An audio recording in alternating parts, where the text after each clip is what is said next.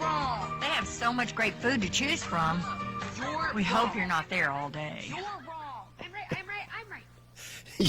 You noticed Dad wasn't in that commercial. I don't blame him. I'd have stayed home too. Good morning and welcome to Wednesday. Lampasas City Manager Finley DeGraff and Reed in our studio. I'm Ronnie Witcher and I'm the insignificant part here. Sir, what can we learn about the City Council meeting last Monday from you? We had kind of a long meeting. We did have a couple of pieces of business that took some extra time.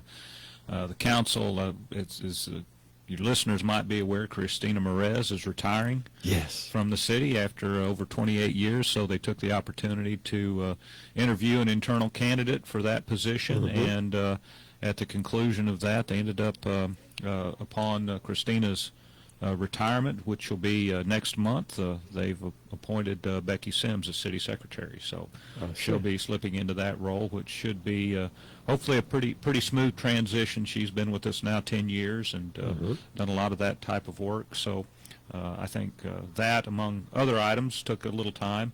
They also got a report from Chief Smith on the new COVID numbers, and as well as the CARES Act reimbursement that the city is packaging up.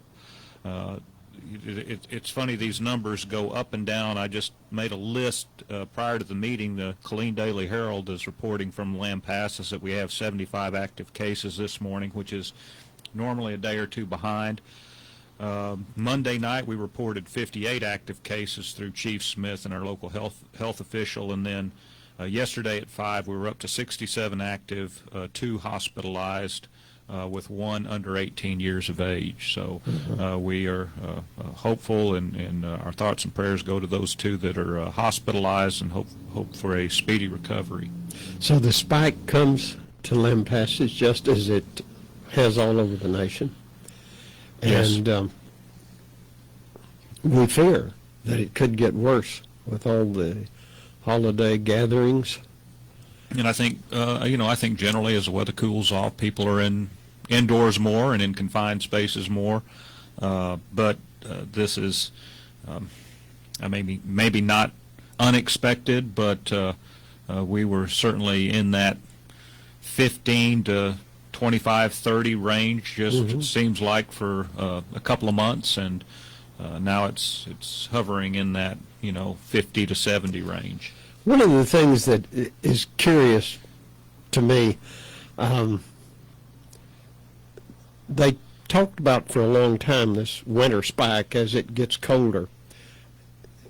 Have you ever heard anybody say why the virus would get more active when it's colder? You would have thought it would be the opposite. I would be guessing, but I think it's confined spaces and indoors more, and just because of that. And again, that's a guess from my end. I couldn't give you the scientific reasoning. They do say all the time, if you got to be around people, do it outside. Right.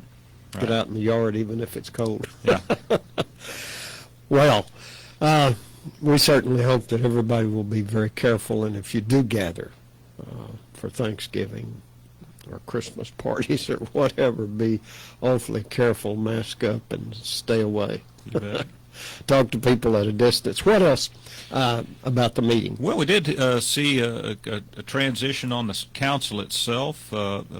Chuck Williamson and Mike White were recognized for their service, and of course their seats will now be occupied by Gordon Nelson and Bob Goodhart, who were sworn in. So that is a change. T.J. Monroe will remain as mayor pro tem, so she will conduct the meetings in the mayor's absence and take on that role. We also finalized an agreement for a community garden at Campbell Park, and that's something that Ms. Crozier has been working very diligently on for, I think 3 or 4 months, maybe longer, and we finally got the details worked out on that, and they would like to start in earnest January 1 with working and breaking ground for real. Council also got a report on the probably 15 to 20 projects that we're currently working on. We gave them just a very brief status report on that. We thought that would be particularly helpful with 2 new council folks, and gives folks an idea of kind of all the things on our plate and what we're trying to juggle and get done. Yeah. I just want to say, before you go any further, I just want to say it's going to be hard to get used to Christina Murray's not being there down at City Hall. Oh, yes. I mean, she has been so great for the job. And great for the community. She's always responsive, helpful. It wore a number of different hats down there, and I know the public will miss seeing her when they come in, and certainly she's provided what you would want any city employee to provide in terms of service. Yeah, sure has been great. And we're always glad to see new blood on the city council, and some folks I know, Chuck Williamson, has, even though he's leaving the council, I bet you don't get away from him, because he is always an anxious volunteer for some sort of public service. And yeah, Chuck will continue his service on the Capital Improvement Committee, and he's been very valuable on that. Of course, he was on the chairman of the park board for a long time, and basically he's been ingrained in the city as a faithful, appointed, and elected public servant for 25 years, I believe. Okay. What was in your report to the council? Anything else that the folks need to know about? We provided them a couple of updates on some recent meetings. The Lampasas Economic Development Corporation, we always like to at least give a bullet list of items that they considered at their meeting. We also talked about the upcoming WCID meeting, which will be December 3rd, I believe. And of course, the WCID is the entity and the organization that's responsible for the care and upkeep of the flood control dams.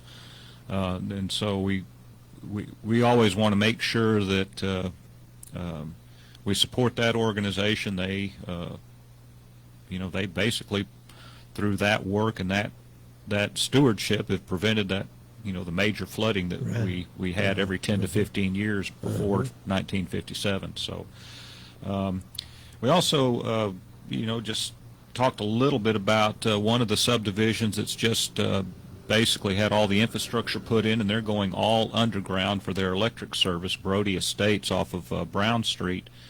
And we encourage council to take a look at that and see if that's something that we'd want to replicate in other subdivisions coming in. It's a very clean look, and some people will really like that. What do you know about that option, going underground instead of overhead with utility poles and the like? Right. It's more expensive, I guess. It's a little more expensive, correct. Yeah, it's a little more certainly expensive. Cleaner. Yeah, but it is a cleaner look. You have the transformers every 3 or 4 or 5 houses, but I think depending on the density, etc., it is a nice look. Since poles and mounted transformers high with the problem of the birds getting in them and everything, right, you would think that it would be much less maintenance when you go underground, but I don't know. Sure, it can be. So what other things, what action was taken during the meeting? Just a couple of things, and we did approve the purchase of a new street sweeper. And I think this time of year people really understand the value of that sweeper in terms of keeping the leaves up and keeping our streets clean. We try to run that 3 to 4 days a week if we can. The problem with a 10, 12-year-old machine is that sometimes there are a lot of hydraulic parts in it. There are a lot of plumbing in those units, and they get wore out. So new street sweeper should allow us to keep that type of schedule up. We also approved a policy that would try to assist business owners if they had to put in fire sprinklers. So currently they would have to pay the entire amount of a tap to our water main for a fire suppression system or a sprinkler system if that was required for them to do. And what the council decided to do and make a policy is say the council will cover the tap itself for those fire line to support those fire lines. So I think that's a reasonable thing to do. It's hopefully takes a little bit of the edge off of that expense to a new business or a commercial property owner. That's not an issue that I've seen come up in the past. Are there some regulations having to do with installation of sprinkler systems now? Oh, you something? bet. Right. So it's part of the fire code. In particularly if a building has been vacant for a long time, if there's a change of use, if it's a new business, even a new commercial building, this policy would cover the cost of that tapping that line at least. Okay. All right. What else do we have going on? Just a reminder that trash will be off a day. They'll take tomorrow off, so if you get your trash picked up on Thursday normally, it'll be picked up on Friday, and then Friday likewise your trash will be picked up on Saturday. I do want to make one comment. I think in the past couple of weeks we've had a number of streets and customers that have been missed on their trash day. It's nothing it's not acceptable to us or the trash hauler. We will be meeting with them next week. As the city has grown, these trucks will come in, and if it's a particularly heavy trash day, they'll get packed out before they complete their route. So it's something that we're trying to resolve, and certainly encouraging our contracted solid waste hauler to add a truck or do whatever they need to do so that doesn't put our citizens in that position in the future. Okay. What's the progress on Avenue E? We reported 95% complete. They had some vegetation to do, which actually I think they've already done in some of those drainage ditches. There was one little piece of paving that we're going to have them come back and redo because it didn't quite match up with the gutter line. But short of that, they're